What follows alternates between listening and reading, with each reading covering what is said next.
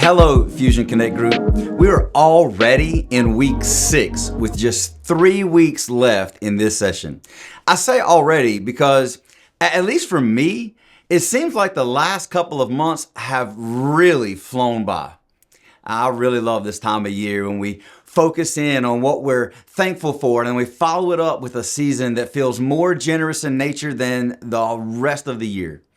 And that's a fitting response, I believe, to the generosity shown to us by God, the Father who sent His Son to us. Now, with that in mind, just a reminder that a couple of events that are coming up. The Sunday before Thanksgiving, November 23rd at 6 p.m. is our community night of worship that will be held at the Y. We'll have folks from some other churches joining us, but here's the truth about those events. The more worshipers in the room, the better the experience for all. So please make every effort to join us. I promise you won't regret it. Then on December 7th, it'll be our packing party in lieu of our usual Sunday morning service. No need to plan for anything different that day. Just show up at the usual time as we work to bless the families in Kannapolis with gifts. It's a great time of fun for your family, and it makes a huge impact on those in Kannapolis. Okay, let's get into some group discussions. Take some time to talk through any notes you took from our Binge the Bible message Sunday with your group. Since we're kind of just walking through the story told by each book, sometimes application can be a little difficult to find. That's why I'm committed to offering a few takeaways at the end of each message. Maybe you could share with your group which of the takeaways I came up with resonated with you the most. Hopefully that'll generate some interesting conversation amongst your group. Then take some time to talk through the meaning and how you engaged with Genesis chapter 44. It's one of the most dramatic moments in Joseph's story. It's a test of character and repentance and true transformation. The chapter begins with Joseph continuing to test his brother. He secretly instructs his steward to fill their sacks with grain and to place his personal silver cup in the sack of Benjamin, the youngest brother.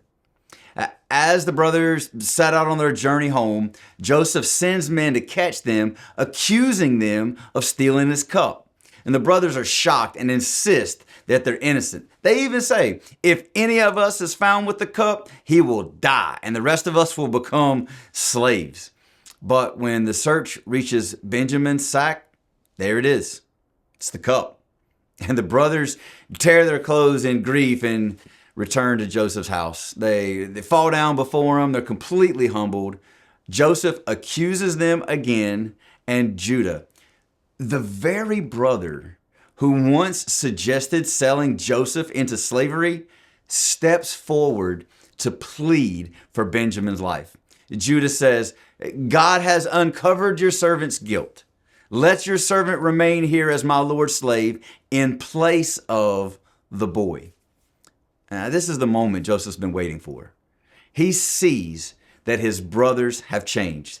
The same men who once abandoned him are now willing to sacrifice themselves for the sake of their brother and their father's heart. You know, for a lot of years, I didn't really understand why Joseph tested his brothers like he did. I think I always just assumed it was some sort of payback and he was doing it all for some form of retribution. Now, after my own me time and Bible study, I think the case is he was trying to establish their change of heart and character, and he sees it. These brothers of his who were once selfish and jealous are now compassionate and humble.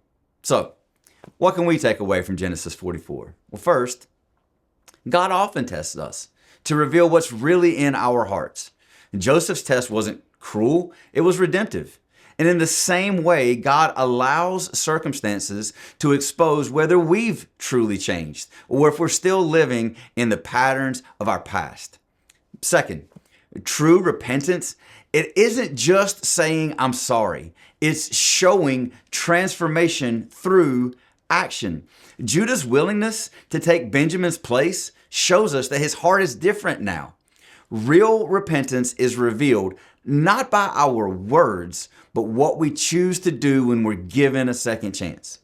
And third, this chapter, it actually points us to the gospel.